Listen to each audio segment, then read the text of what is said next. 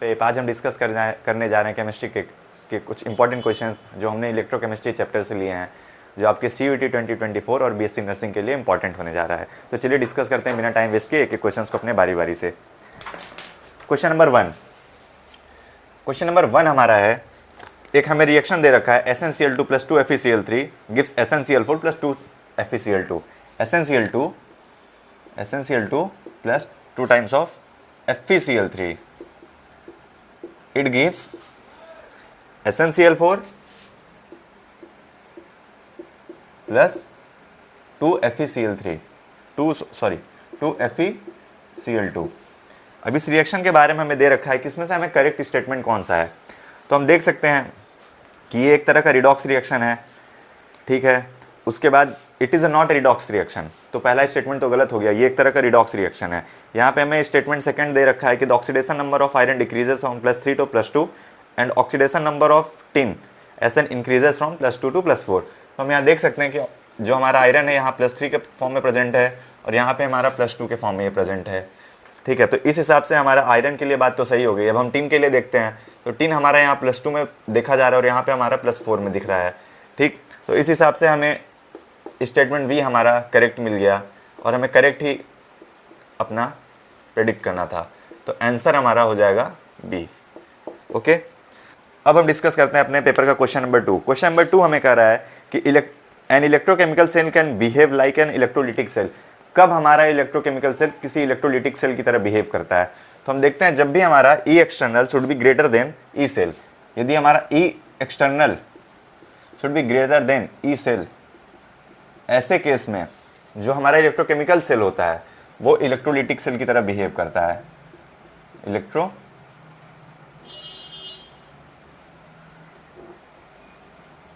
Electrolytic cell की तरह behave करता है, ओके। पर क्या होगा जब हमारा E cell should be greater than, यदि हमारा E cell should be greater than हो जाए हमारा ई एक्सटर्नल, ठीक है। यदि हमारा external E cell should be greater than external cell, तो हमारा ये सेल बिहेव करता है इलेक्ट्रोकेमिकल सेल की तरह,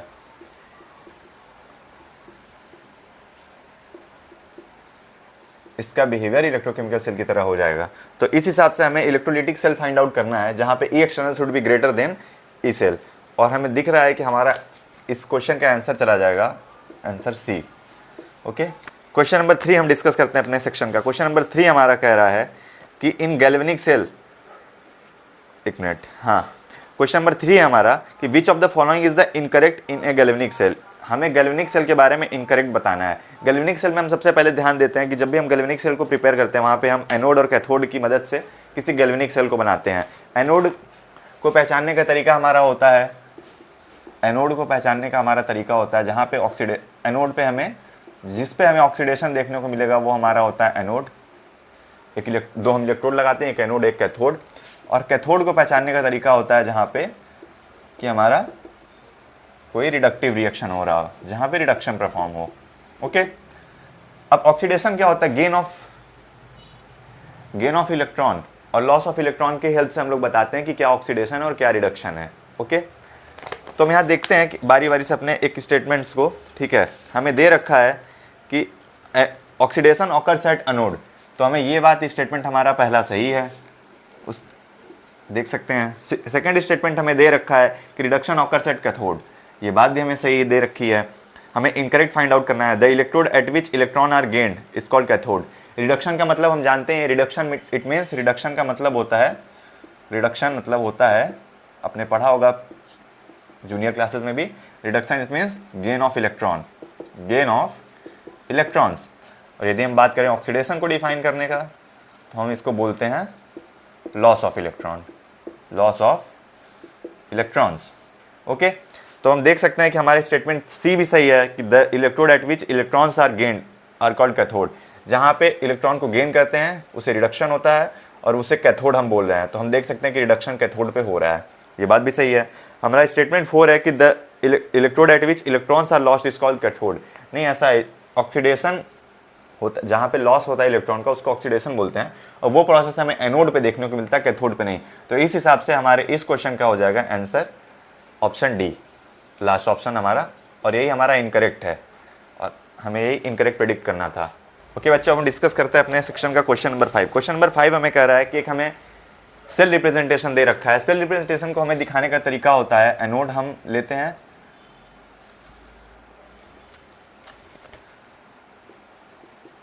एनोड, और हम यहाँ सॉल्ट ब्रिज की हेल्प से फिर यहाँ लगाते हैं कैथोड। सॉल्ट ब्रिज का एक अपना फंक्शन होता है कि वो हमारे सर्किट को कंप्लीट करने में हेल्प करता है। अब यहाँ हम देख सकते हैं कि हमें एक रिएक्शन गिवन है Zn/ZnSO4, सॉल्ट ब्रिज हमने बीच में लगाया और हमें दे रखा है CuSO4 से Cu। जस्ट प्रीवियस क्वेश्चन में हमने देखा कि एनोड वो होता है जहाँ पे ऑक्सीडेशन हो रहा होता है, it means loss of electron, और ठीक उल्टा उसका कैथोड पे होता है जहाँ पे रिडक्शन हो रहा होता है, it means gain of electron. तो अब हमें यहाँ बताना है कि द रिएक्शन एट कैथोड, इसमें से कौन सी रिएक्शन है जो कैथोड पे हो रही है। ठीक है, तो हम बारी बारी से देखते हैं। हमारा ए है Zn2++2 इलेक्ट्रॉन, इट मीन्स कि हमारा Zn में बन रहा है।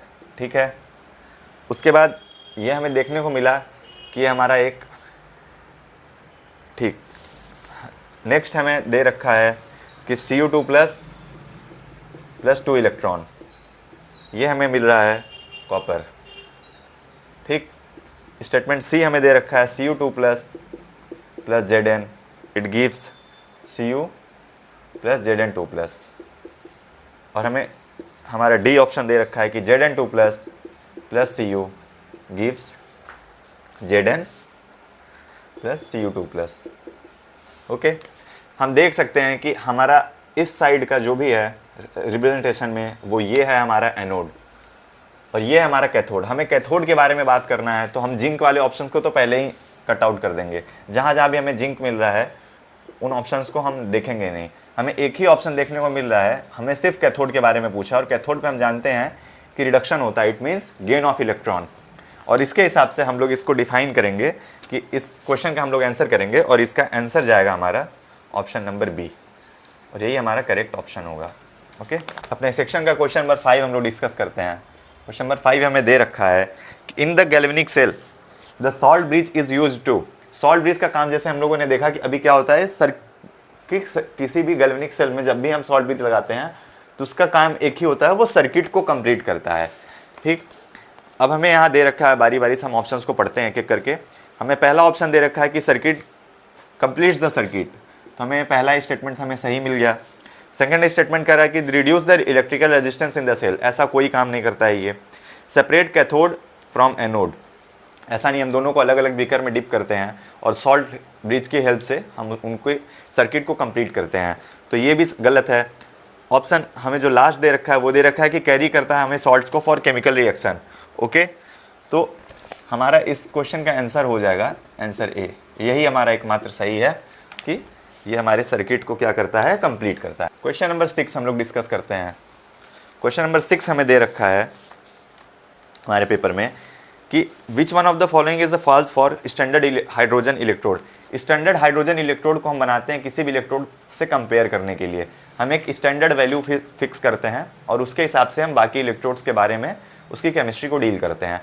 स्टैंडर्ड हाइड्रोजन इलेक्ट्रोड की बात जब हम करते हैं तो उसको प्रिपेयर करने के लिए हम ध्यान देते हैं कि हम जब भी एक स्टैंडर्ड कंडीशन में उसको प्रिपेयर करते हैं, हम वहाँ पे हम टेम्परेचर लेते हैं आपका 298 केल्विन। टेम्परेचर हम लोग जो लेते हैं स्टैंडर्ड हाइड्रोजन इलेक्ट्रोड के लिए वो 298 केल्विन होता है। प्रेशर की बात यदि करेंगे तो प्रेशर हम 1 बार लेते हैं, और कंसंट्रेशन यदि हम बात करेंगे, कंसंट्रेशन हम लेते हैं 1 मोलर H+ लेते हैं हम लोग। ओके, तो इसके हिसाब से हम क्वेश्चन को अपने ऑप्शंस को पढ़ते हैं। यहाँ पे बोल रखा है कि इनमें से कौन सा गलत है, वही हमें प्रेडिक्ट करना है, और यहाँ पे हम लोग जो इलेक्ट्रोड जिसका लगाएंगे वो हमारा प्लेटिनम इलेक्ट्रोड होगा। तो हमें ऑप्शन दे रखा है पहला कि टेम्परेचर शुड बी 298 केल्विन, सही, बिल्कुल सही बात है। The concentration of H+ in its solution is 1 molar, 1 molar ही हम कंसंट्रेशन लेते हैं H+ का। ओके, फिर हमें थर्ड ऑप्शन दे रखा कि the hydrogen gas pressure is 2 बार। हम देख रहे हैं कि यहाँ पे हमारा है 1 बार, इट मीन्स कि हमें ये 1 बार तो हमारा सही है, पर 2 बार स्टैंडर्ड कंडीशन में हम नहीं लेते हैं। तो इस हिसाब से हमारा ये ऑप्शन गलत हो जाएगा। और फोर्थ ऑप्शन हमें दे रखा है कि N electrode of platinum coated with platinum black is used. तो इस हिसाब से हमारा क्वेश्चन नंबर 6 का आंसर हो जाएगा थर्ड। प्रेशर हम 1 बार लेते हैं, 2 बार नहीं। ओके, सी, ऑप्शन सी आपका करेक्ट आंसर हो जाएगा। अब हम डिस्कस करते हैं अपने सेक्शन का क्वेश्चन नंबर 7। क्वेश्चन नंबर 7 हमें क्या है, क्वेश्चन नंबर हम 7 को डिस्कस करते हैं। ठीक है, क्वेश्चन नंबर हमें 7 कह रहा है कि हमें एक गिवन नर्स इक्वेशन दे रखा है। ठीक है, E not of a cell, हमें नर्स इक्वेशन पे यह क्वेश्चन बनाया गया है। ई नॉट हमें दे रखा है किसी सेल के लिए, E cell of a cell क्या दे रखा है, A plus capital B B, it gives C C plus small D D. ठीक है, ये आपका गिवन रिएक्शन आप देख सकते हैं अपना। ठीक है, तो हमको लिखने का तरीका हमारे पास होता है कि E naught cell minus R T by N F minus R T by N F log, यदि आप लॉग में लेना चाहें तो लॉग में ले सकते हैं, एंटी लॉग में लेना चाहें तो एल एन ले सकते हैं। हमें ऑप्शंस एल एन में दे रखे हैं, L N concentration of product का कंसंट्रेशन बटे में कंसंट्रेशन ऑफ रिएक्टेंट। इस फॉर्मेट में हमारा जो भी ऑप्शन होगा वही हमारे क्वेश्चन का सही आंसर होगा। हमें रिप्रेजेंटेशन पूछ रखा है इसके लिए, तो हम देख सकते हैं कि ये हमारा रिएक्टेंट साइड है और ये हमारा प्रोडक्ट साइड है। तो पहला ऑप्शन तो हमें दिख रहा है साफ साफ कि E cell equals to E naught cell minus R T by N F. यहाँ पे एन क्या होता है, नंबर ऑफ इलेक्ट्रॉन्स जो भी हो रहे होते हैं। हमारे एफ क्या है, हमारा फैराडेस कांस्टेंट है। टी हमारा टेम्परेचर है। ठीक है, तो हम यहाँ पे देखते हैं कि हमें, और आर हमारा गैस कांस्टेंट है। ठीक, अब हमें यहाँ पे बारी बारी से एक एक ऑप्शंस को देखते हैं। तो हमें पहला ऑप्शन तो देखने को मिल रहा है कि बिल्कुल सही है, concentration of product upon concentration of reactant लिख रखा है। ठीक है, ऑप्शन सेकंड में हम देख सकते हैं कि कंसंट्रेशन ऑफ रिएक्टेंट को ऊपर रखा है, प्रोडक्ट को नीचे रखा है। तो ऑप्शन बी तो गलत हो गया, और यहाँ पे एन एफ के बारे में भी बात नहीं की गई है। ऑप्शन सी में हम देखते हैं कि यहाँ पे हमें दे रखा है कि minus R T by N F L N concentration of product upon reactant तो दे रखा है, पर लिखने का सही रिप्रेजेंटेशन नहीं है। जब भी हम लिखते हैं अपने, तो हम स्टोसियोमेट्रिक कोफिशिएंट को यहाँ पे हम लिखेंगे। यहाँ पे हम स्टोसियोमेट्रिक कोफिशिएंट को हम ऊपर लिखते हैं, और इसमें हमें दे रखा है कि स्टोसियोमेट्रिक कोफिशिएंट को हम यहाँ पे दिखाए हैं, प्रोडक्ट साइड में दिखाए हैं, और कंसंट्रेशन को उसके पावर में दिखाएं। तो ये भी गलत हो गया। उसके बाद हम देख सकते हैं लास्ट ऑप्शन, वहाँ पे भी यही गलती की गई है। प्रोडक्ट साइड में तो ठीक लिखा है, पर रिएक्टेंट साइड में स्टोसियोमेट्रिक कोफिशिएंट को हम लोग कंसंट्रेशन में ले लिए हैं। तो ये हमारा इसके हिसाब से गलत हो गया। तो इस क्वेश्चन का हमारा आंसर हो जाएगा आंसर नंबर 1। यही हमारा सही आंसर है, यही हमारा सही रिप्रेजेंटेशन दे रहा है हमें सेल रिएक्शन के लिए हमें। अब हम डिस्कस करेंगे अपने सेक्शन का क्वेश्चन नंबर 8। क्वेश्चन नंबर 8 हमें कह रहा है कि फॉर ए रिडॉक्स रिएक्शन, एक हमें रिडॉक्स रिएक्शन दिया है Zn plus Cu plus 2, it gives Zn2 plus 2 Cu, Zn plus 2 plus Cu। ठीक है, ये हमें गिवन रिएक्शन दे रखा है, और यहाँ पे हमें इसके लिए कंसंट्रेशन दिया है 0.1 मोलर, और ये हमें दे रखा है 1 मोलर। ओके, ये हमें 1 मोलर दे रखा है, और ये हमारा है 0.1 मोलर। ध्यान दीजिएगा आप। और ये taking place in a cell, और ई नॉट सेल की वैल्यू यहाँ पे हमें दे रखी है। ई नॉट सेल की वैल्यू हमें यहाँ पे इस क्वेश्चन के लिए, इस इक्वेशन के लिए हमें दे रखी है 1.10 वोल्ट्स। ठीक है, 1.10 वोल्ट है, 298 केल्विन। ई सेल हमें इस रिएक्शन के लिए फाइंड करना है। तो हम जान रहे हैं ई सेल हमारा निकालने का तरीका होता है E naught cell minus N. जब R T by N F को आप कैलकुलेट करते हैं पूरा, वहाँ पे हम सबकी वैल्यू रखते हैं, स्टैंडर्ड टेम्परेचर की, आर की और फैराडेस कांस्टेंट की। तो हमें देखने को मिलता है कि वो आता है 0.059 करके समथिंग, पर हम 0.06 उसको लिख ले रहे हैं अपने सुविधा के लिए। और n होता है हमारा नंबर ऑफ इलेक्ट्रॉन जो भी हमारे रिएक्शन में इन्वॉल्व होगा। और क्या है ये हमारा log concentration of product upon concentration of reactant. अब जब यहाँ पे हम रखते हैं इसको 1.10 माइनस 0.06, हम देख सकते हैं हमारे रिएक्शन में 2 इलेक्ट्रॉन का चेंज देखने को मिल रहा है। लॉग यहाँ पे हमारा कंसंट्रेशन ऑफ प्रोडक्ट के साइड 1 है, रिएक्टेंट के साइड में 0.1 है। जब इसको सॉल्व करेंगे तो log 10 आएगा ये, और log 10 की वैल्यू हो जाती है 1।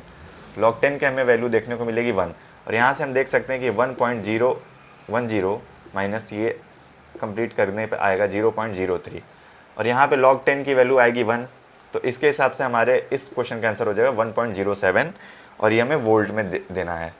तो इस हिसाब से हमारा इस क्वेश्चन का आंसर हो गया ऑप्शन नंबर 3, आंसर हो गया हमारा इसका सी।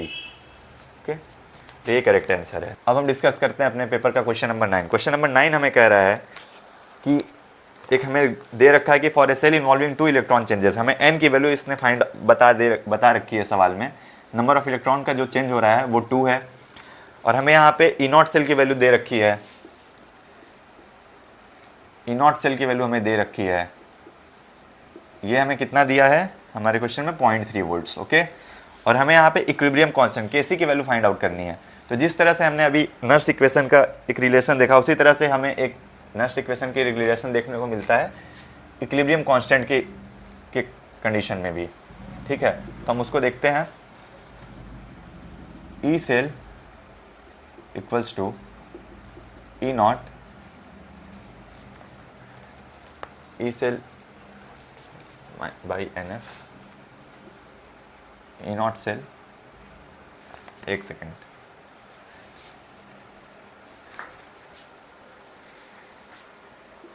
E0 cell equals to 0.06 by n log Kc। हमें यहाँ n की वैल्यू दे रखी है, हमें E0 सेल की वैल्यू दे रखी है हमारे क्वेश्चन में, तो हम इसको लिख लेंगे बहुत आसानी से। और log Kc की वैल्यू हम यहाँ पे जब रखेंगे तो हमें E0 सेल की वैल्यू हमें दे रखी है, कितना है हमारे पास 0.3, हमें n नंबर ऑफ इलेक्ट्रॉन के बारे में भी दे रखा है, और 0.06। अभी हमें देखने को मिलेगा कि जब हम इसको लिखते हैं तो ये हमें E0 सेल, हाँ ओके, तो जब हम ये देखते हैं तो 0.6 बाई 0.06 आएगा ये। ठीक है, अब हम इसको जब कन्वर्ट करते हैं तो ये 10 हमारा निकल करके आता है।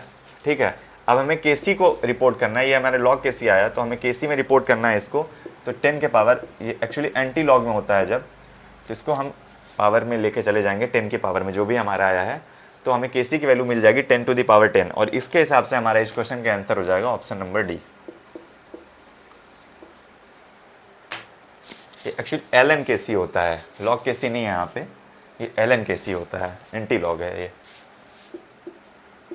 ln Kc। और ln Kc जब भी हम निकालते हैं तो हमारा तरीका यही होता है कि जो भी हमारा आया है उसको हम 10 के पावर में रखते हैं। तो हमने इसको, हमारा 10 आया और इसको हमने 10 के पावर में रख दिया, तो इसके हिसाब से हमें ऑप्शन मिल गया ऑप्शन डी। क्वेश्चन नंबर 10 हम डिस्कस करते हैं अपने सेक्शन का। क्वेश्चन नंबर 10 हमारा है कि the electrical conductance of a material is, यहाँ पे proportional to area of cross section, and हमें यहाँ पे प्रोपोर्शनलिटी बनाना है कि डायरेक्टली प्रोपोर्शनल है कि इन्वर्सली प्रोपोर्शनल है, क्या है, लेंथ और एरिया के बारे में।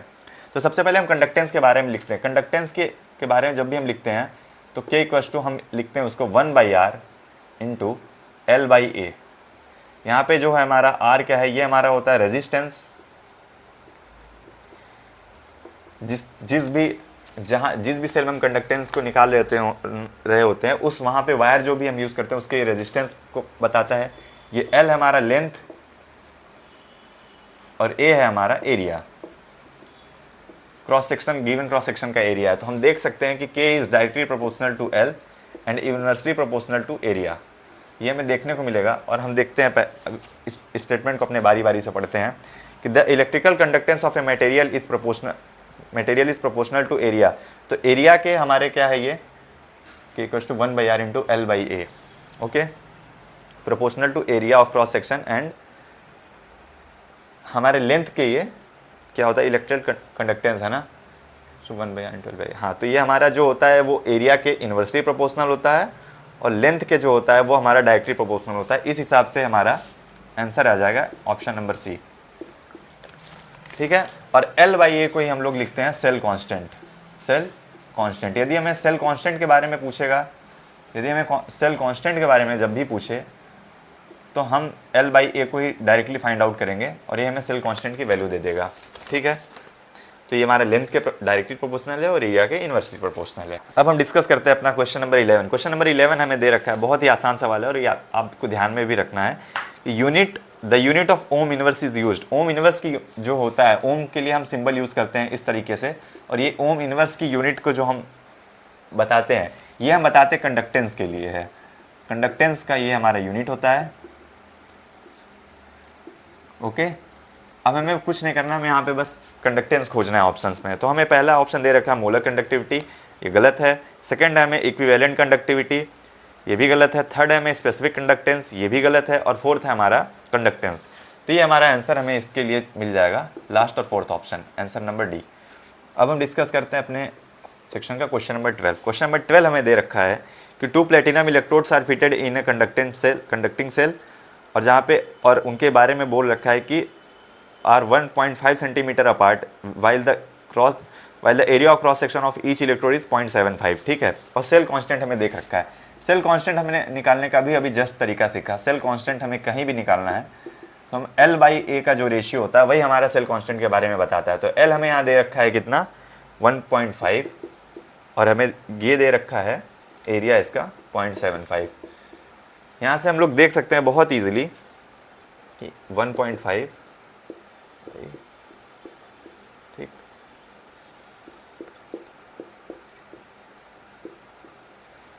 तो हम इसको ईजिली सॉल्व कर लेंगे। L/A की वैल्यू हम रखेंगे और ये हमें सेल कांस्टेंट मिल जाएगा। L/A, L की वैल्यू हमें दे रखी है कितना, सेंटीमीटर्स, और ये हमारा 0.75 सेंटीमीटर स्क्वायर, और ये हमें जो भी वैल्यू मिलेगी वो सेंटीमीटर इनवर्स में मिलेगी। और आप देख सकते हैं, आप इसको सॉल्व करके इसका आंसर बहुत इजीली फाइंड आउट कर सकते हैं। आई थिंक इसका ऑप्शन आंसर आएगा 0.125। ओके, 0.125। एक मिनट में खुद कर लेता हूँ।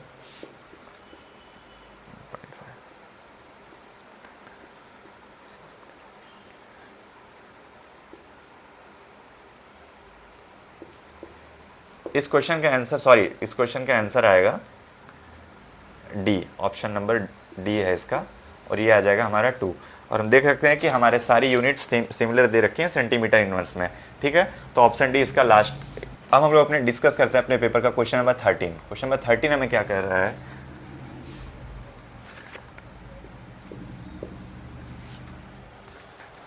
बाई चांस किसी क्वेश्चन में यदि आप हमसे कैलकुलेशन में एरर हो जाता है तो आप प्लीज़ उसको इग्नोर करिएगा और आप खुद से कैलकुलेशन करिए, वो आपके लिए ज़्यादा बेनिफिशियल होगा, क्योंकि आपको पेपर में खुद से ही कैलकुलेशन करनी है। मैं आपको करके दिखा सकता हूँ तरीका, मैं कैलकुलेशन नहीं कर सकता वहाँ पे आकर के आपके लिए। ओके, डिस्कस करते हैं नेक्स्ट क्वेश्चन अपना। हमें दे रखा है कि the molar conductivity is maximum for the, हमें यहाँ पे मोलर कंडक्टिविटी के बारे में बता रखा है कि किसके लिए सबसे मैक्सिमम होगा। हम सबसे पहले देखते हैं मोलर कंडक्टिविटी को दिखाने का तरीका होता है हमारा लैम्डा एम से, हमें इसको डिनोट करते हैं मोलर कंडक्टिविटी। ओके, और हमें इसको लिखने का तरीका होता है K × 1000 बाई एम। ये हमारा कंसंट्रेशन के इन्वर्सली प्रोपोर्शनल होता है, यानी कि कंसंट्रेशन मोलर कंडक्टिविटी का इन्वर्स रिलेशन है। यदि कंसंट्रेशन हमारा बढ़ेगा तो molar conductivity should increase, it means concentration should decrease. और हमें यहाँ पे मैक्सिमम ही पूछ रखा है, हमें यहाँ मैक्सिमम पूछ रखा है कि मैक्सिमम मोलर कंडक्टिविटी कौन सा शो करेगा। तो हम खोज लेंगे अपने ऑप्शन में, जिसकी कंसंट्रेशन सबसे कम होगी वो हमारा सबसे ज़्यादा मोलर कंडक्टिविटी शो करेगा। ठीक है, तो हमें देख सकते हैं कि हमारा ऑप्शन ए ही सबसे कम है, 0.001 मोलर है, बाकी 0.005 है, देन 0.002 एंड 0.004। तो सबसे हमें कम मिल रहा है आंसर हमारा इस क्वेश्चन का चला जाएगा ए, जहाँ पे जिसका कंसंट्रेशन सबसे कम है उसकी मोलर कंडक्टिविटी सबसे ज़्यादा होगी, क्योंकि इनका रिलेशन आपस में इन्वर्स है। इट मीन्स आंसर हमारा ए चला जाएगा 0.001 मोलर। ओके, अब हम डिस्कस करते हैं अपने सेक्शन का क्वेश्चन नंबर 14। क्वेश्चन नंबर 14 हमें कह रहा है कि which one is the correct for acetic acid. सबसे पहले हम जानते हैं एसिटिक एसिड क्या है, CH3COOH। ये एक एसिड है, और ये एक, यदि हम इसकी स्ट्रेंथ को देखेंगे तो ये एक वीक एसिड की कैटेगरी में आता है कि ये एक वीक एसिड है। और वीक एसिड और स्ट्रॉन्ग एसिड को हम इसी तरह से डिफ्रेंशिएट करते हैं। जो भी स्ट्रॉन्ग एसिड्स होते हैं वो अपने आयंस में कंस्टिट्यूएंटली ब्रेक कर जाते हैं बहुत ईजिली, और वो एक स्ट्रॉन्ग इलेक्ट्रोलाइट की तरह बिहेव करते हैं, अपने आयंस में पूरी तरह से कंप्लीटली डिसोसिएट करते हैं। पर वीक एसिड के केस में हम देखते हैं ऐसा नहीं होता है, वो अपने आयंस में ईजिली ब्रेक नहीं करते हैं और बहुत ज़्यादा मात्रा में भी वो ब्रेक नहीं करते हैं। वो कंप्लीटली डिसोसिएशन, उनका कंप्लीट डिसोसिएशन हमें देखने को नहीं मिलता। फॉर एग्जांपल जैसे हम HCl का लेते हैं तो एक स्ट्रॉन्ग एसिड है, वो तुरंत H+Cl- में टूट जाएगा क्योंकि वो एक स्ट्रॉन्ग एसिड है, वो अपने आयंस में डिसोसिएट करते हैं। पर वीक एसिड्स की खास बात ऐसी होती है कि ये डिसोसिएट नहीं करते हैं इस तरीके से, और इनका जब भी हम कंसंट्रेशन के साथ एक ग्राफ प्लॉट करते हैं तो हमें मोलर कंडक्टिविटी और कंसंट्रेशन के बीच में एक ग्राफ मिलता है देखने को, और ये कंसंट्रेशन के साथ साथ धीरे धीरे इनका इंक्रीमेंट हो रहा होता है। ओके, और ये हमें ग्राफ कुछ ऐसा मिलेगा इनके लिए। तो हम देख सकते हैं इस क्वेश्चन का हमें आंसर ऑप्शन डी दे रखा है। और एक और भी हम लोग लिखते हैं मोलर कंडक्टिविटी का मोलर कंडक्टिविटी नॉन माइनस कोई बी √C। ये हमें एक इक्वेशन दे रखा है, डीबे हकल्स इक्वेशन, ये आपको याद भी रखना है। इसको हम लोग बोलते हैं Debye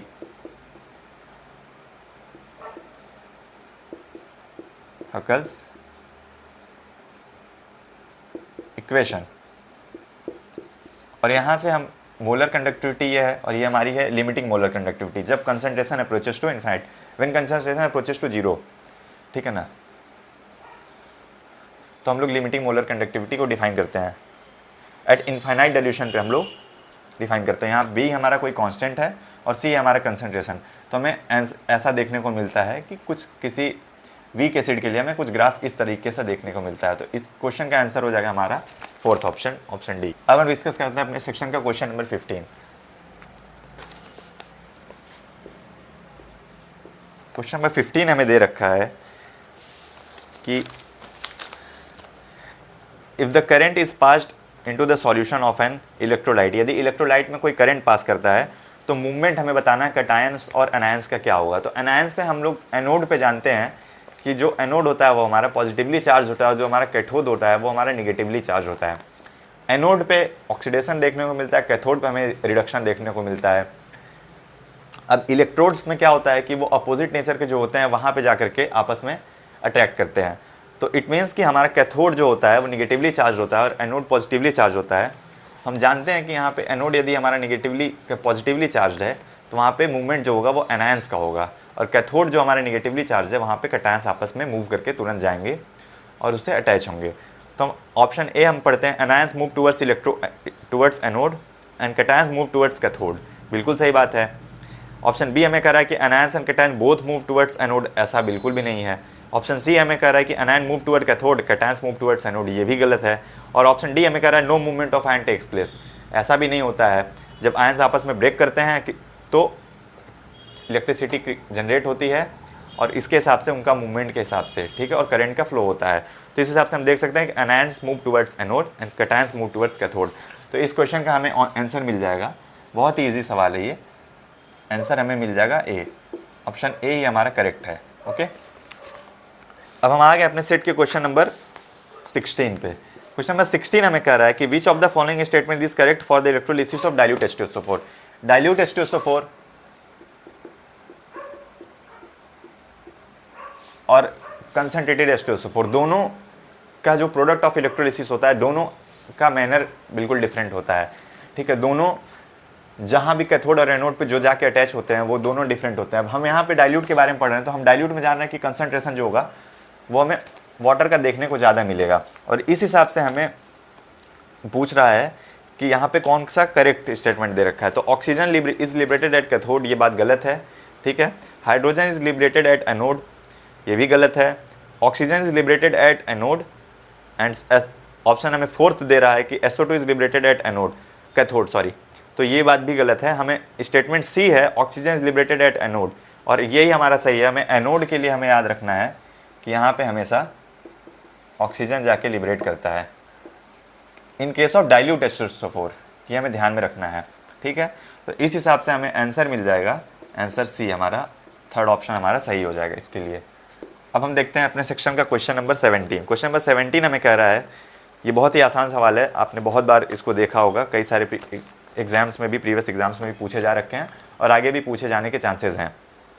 a device that converts energy of combustion of fuel like hydrogen and methane directly into electrical energy. कोई ऐसा डिवाइस जो कंबसन एनर्जी को इलेक्ट्रिकल एनर्जी में कन्वर्ट करता है, कंबसन की एनर्जी को, कंबसन एनर्जी को इलेक्ट्रिकल एनर्जी में कन्वर्ट करता है,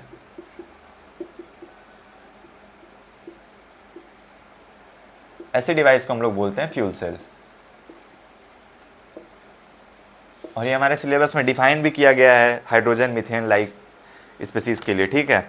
तो हम देख सकते हैं हमें ऑप्शन ए ही दे रखा है fuel cell, option B electrolytic cell है, सी है हमारा डायनेमो और 4 है हमारा निकल कैडमियम सेल। चारों अलग अलग हैं पर हमें ऑप्शन हमारा पहले ही मिल गया, आंसर ए ही हमारा इस क्वेश्चन का करेक्ट आंसर हो जाएगा, फ्यूल सेल। अब हम डिस्कस करते हैं अपने सेक्शन का क्वेश्चन नंबर 18। क्वेश्चन नंबर 18 हमें कह रहा है कि इन हाइड्रोजन ऑक्सीजन फ्यूल सेल से ही रिलेटेड एक हाइड्रोजन ऑक्सीजन फ्यूल सेल बड़ा फेमस होता है, ठीक है, हाइड्रोजन ऑक्सीजन फ्यूल सेल। यहाँ पे हमें दे रखा है कि the reaction occurs at cathode, cathode पे कौन सी रिएक्शन देखने को मिलती है। तो मैं देखता हूँ कैथोड पे हमें जो रिएक्शन देखने को मिलती है वो होती है O2 + H2O + 4 electrons, it gives, क्या देगा ये हमें, 4OH-। और इसी तरह हम एनोड पे जब देखते हैं हाइड्रोजन ऑक्सीजन फ्यूल सेल के केस में, तो हमें यहाँ मिलता है 2H2 + 4OH-, it gives 4H2O।